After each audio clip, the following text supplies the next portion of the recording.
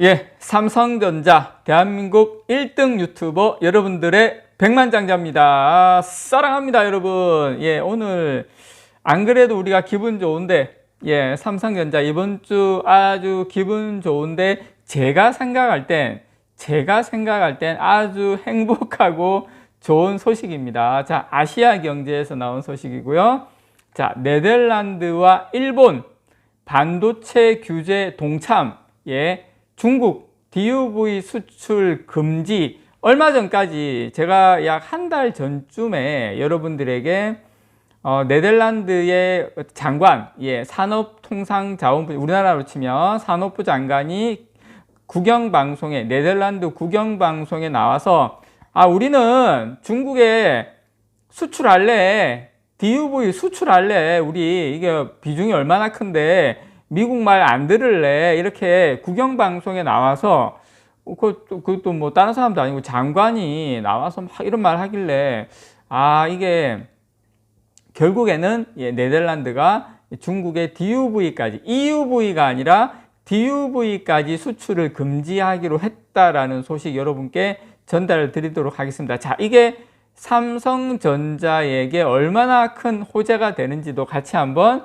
살펴보는 시간 가져보도록 하겠습니다, 여러분. 자, 네덜란드와 일본이, 예, 미국의 대중국 반도체 수출 통제에 동참하기로 한 것으로 전해졌습니다. 자, 블룸버그에 따르면 미국과 네덜란드 그리고 미국과 일본 당국자들은 이르면 내일입니다. 이르면 내일, 예, 대중 반도체 수출 통제 조치와 관련한 합의를 도출할 예정이다, 이렇게 지금 블룸버그에서 이야기를 했습니다. 여러분, 이들 국가는 현재 워싱턴 DC에서 이 같은 조치에 대해서 지금 논의 중인 것으로 알려졌고요. 자, 이들 국가가 합의에 만약에 이르게 되면 네덜란드 반도체 장비 기업인 당연히 ASML이죠.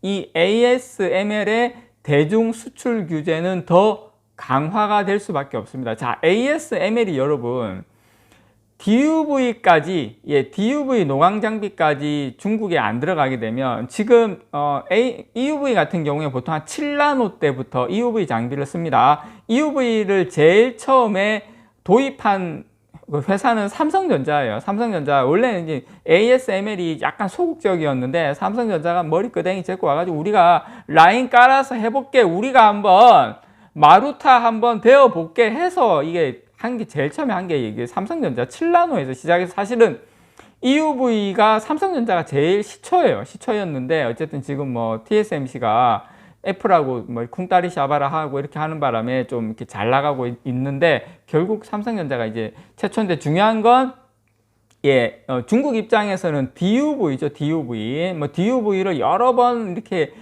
시각을 해가지고 얘네들이 뭐 7나노까지 뭐 5나노까지 했다 말이 있는데, 그건 이제 수율 부분에서 말이 안 되는 거고.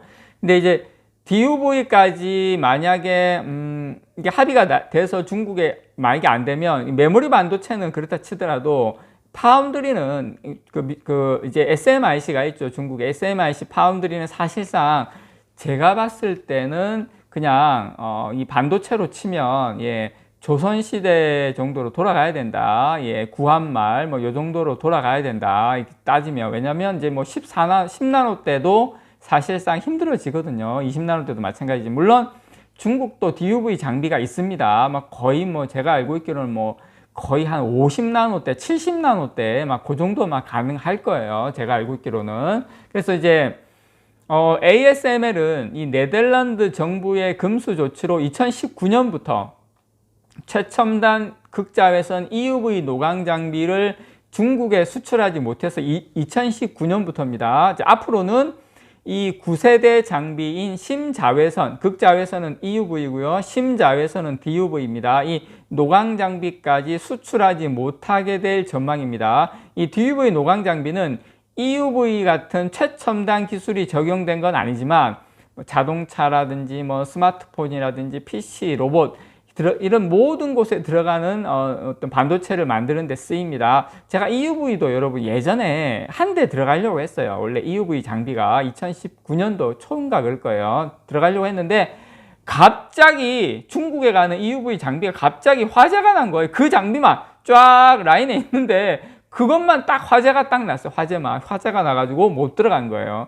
신기하죠. 저는 그 미국이 아마 이렇게 좀 작전 쓴 것 같은데 하여튼 그런 일이 있었다라는 거 이렇게 좀 말씀드릴게요. 자, 어쨌든 이 같은 보도는 이 피터 베닝크 ASML 회장이 지난 25일 실적 발표 후에 뭐라고 이야기했냐면 바로 이제 지금 며칠 전입니다. ASML 실적 발표하고 9세대 장비인 DUV 노광 장비의 경우 중국에 계속 수출할 수 있다고 밝혔어요. 기자들이 막 물었어요. 뭐 지금 협상하고 있는데 이거 DUV 계속 할 수 있으니까 왜냐?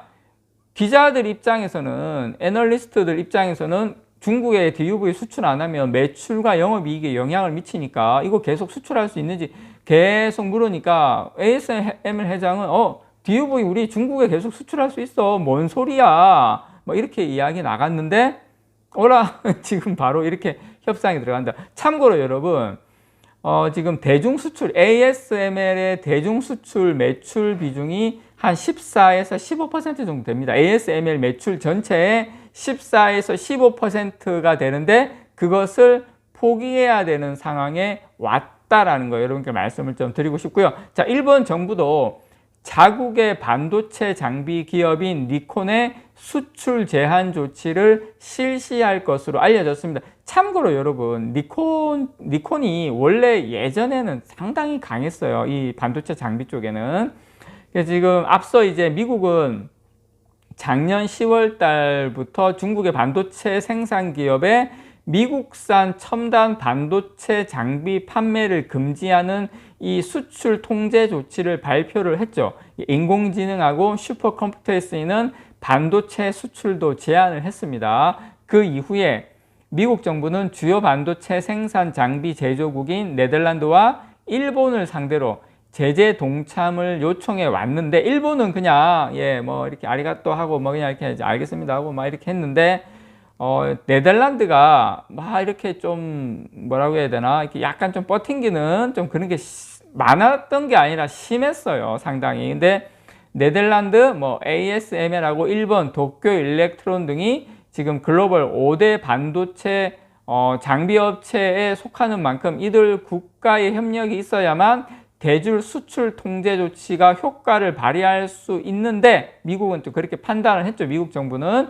그래서 조 바이든 미국 대통령이 직접 기시다 후미오 일본 총리도 만나고 그 다음에 마르크 리터 네덜란드 총리와하고 이렇게 막 앞에서 만날 때는 악수하고 허허허 웃으면서 그래요 우리 잘해봅시다 허허허 하면서 뒤에 가면서 문 딱 닫히면 너 임마 멱살 잡고 너 임마 죽을래 너 진짜 뭐 장비 너 진짜 너 끝장난다 너 임마 진짜 하고 막 이렇게 막 우통 벗고 막 이렇게 하니까 이제 어쩔 수 없이 했다라는 뇌피셜입니다. 어디까지나 그렇게 됐고요. 어쨌든 중국의 반도체 굴기를 저지하기 위해서 미국은 할 수 있는 모든 수단을 다 동원하고 있다. 파운드리뿐만 아니라 메모리 반도체, 메모리 반도체도 다 하고 있습니다. 그래서 우리는 가만히 그냥 여기서 그냥 뭐 웃고 막 이렇게 해가지고 뭐 배꼽 한 번씩 올리고 보이고 이러면 절대 안 돼요. 그냥 조용히 숙연하게 뒤에서 살짝 웃더라도 조용히 숙연하게 중국 형님들한테 밑보이면 절대 안 됩니다. 가만히 있으면은 알아서 중국의 팹리스 기업들 우리한테 파운드리 삼성의 DUV 때문에 삼성이 오진 않겠지만 어쨌든 가만히 있으면 됩니다. 사랑합니다, 여러분. 사랑합니다.